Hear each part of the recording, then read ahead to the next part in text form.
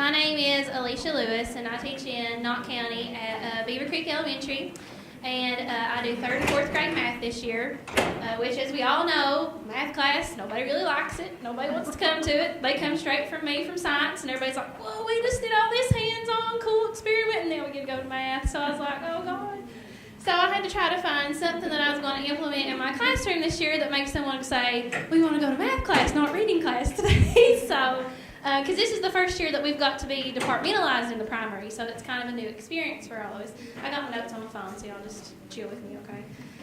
So the question is at our school, we have a lot of kids, of course, you know, with COVID being gone and all of our parents, we have a big poverty in our school, and they don't really have any opportunity to go and do, and the only time they get to use Wi-Fi or internet is when they're at school, so that's why this is always in their hand, because at home it's not an option for them.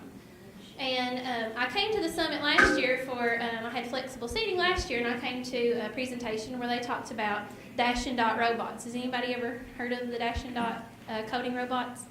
And we've had people come to our school before who've done coding with our kids, but never the primary. You always have to be 4th grade and over, you know, so K3 is kind of they're left out, they're too little. Well, not with these. These are for kids who are 6 years old and up. So my goal is to start introducing coding into my 3rd grade math class. And what's so good about these is the kit that we got has a whole curriculum guide, because I was really nervous about what I was going to do, like how can I implement this in math, because there's all kinds of things you can code, but how can we connect it to our curriculum? So they're pretty inexpensive. I think you can get 2 robots for like $200. So what I did is, we obviously couldn't buy enough for the whole entire class, so we got what was called a science club kit or something, and it's like $600, but what's awesome about it is it comes with everything for you. So if you're like me and super busy and don't have a lot of time to come up with your own things, well, they've got it all planned out for you. They've got everything in this little book, and I didn't bring them today, but they have little challenge cards, so you can do enrichment, and your kids who are, have never coded before, which none of mine have ever coded. I coded for the first time the other day. We were blessed enough to get to take our kids to KET. I don't know if anybody's got on that grant opportunity where they pay for your bus and you go to KET, but they had a coding app called, and I wrote it down. I know if y'all do this, you teachers, you write your notes on your hands. So it's called Scratch Junior. So if anybody wants to download that in their classroom, it's free. And your kids can start coding and making little cartoons and stories, and it was really good for reading and writing class. Our kids really enjoyed it.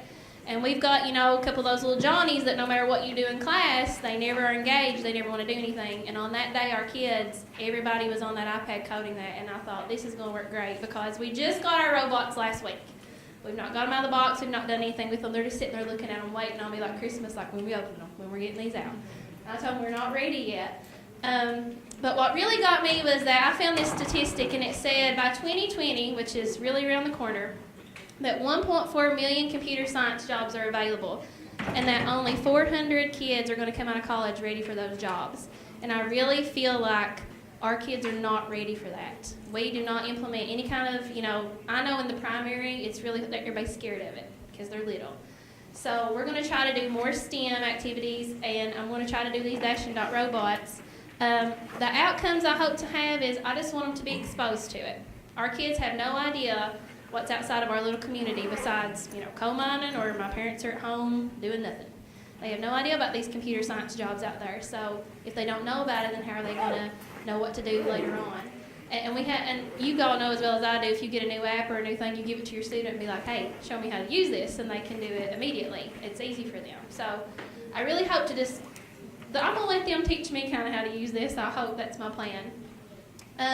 And I don't really have a plan to measure their success. I'm so tired of standardized tests and statistics. I just want to video them and bring it in April and let you all see what they can do with them. And I'm hoping to bring them with me and let them just come here and tell you about it, because I don't want them to be a number. I want them to have an experience with this that's going to carry them not just in my classroom, but throughout their life. I'm trying to think of anything else.